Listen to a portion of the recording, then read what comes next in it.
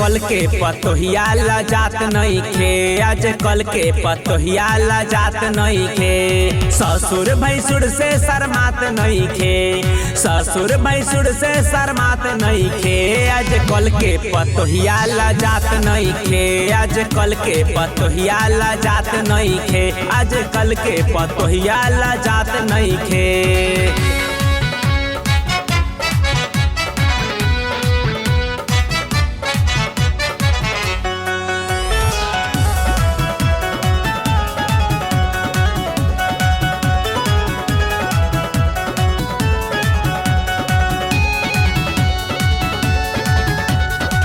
से कराबे बंटवारा के तैयारी, भाई भाई में झगड़ा कराबा तारी नारी।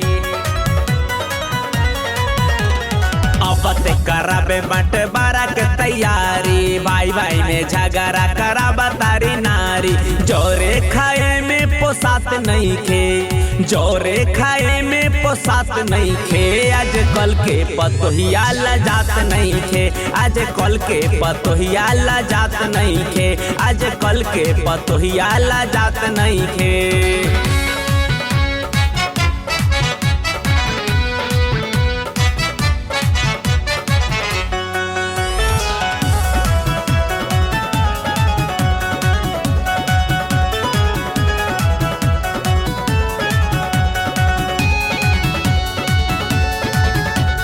काम धंधा करे नहीं दुआरा पे बैठे, सास कुछ कहे तो ओकर पे ऐठे। काम धंधा करे नहीं दुआरा पे बैठे, सास कुछ कहे तो ओकर पे ऐठे। गौओं में केहू से धकात नहीं खे, गौओं में केहू से धकात नहीं खे। आज कल के पतोहिया ला जात नहीं खे, आज कल के पतोहिया ला जात नहीं खे, आज कल के पतोहिया ला जात नहीं खे।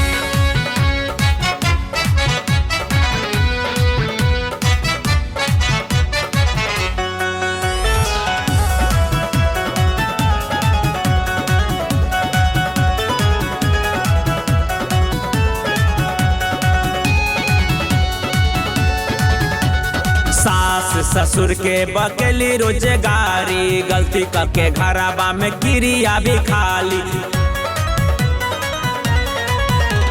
सास ससुर के बकेली रोजगारी, गलती करके घरबा में क्रिया भी खाली। रिश्ता के कोनो लिहाज नहीं खे, रिश्ता के कोनो लिहाज नहीं खे। आज कल के पतोहिया ला जात नहीं खे, आज कल के पतोहिया ला जात नहीं खे, आज कल के पतोहिया ला जात नहीं खे।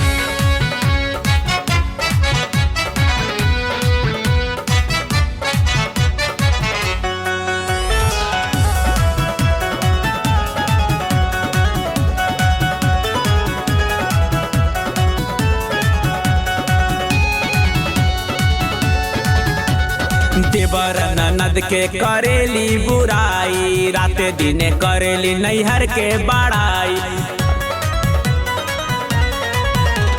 देवर ननद के करेली बुराई, राते दिने करेली नैहर के बड़ाई।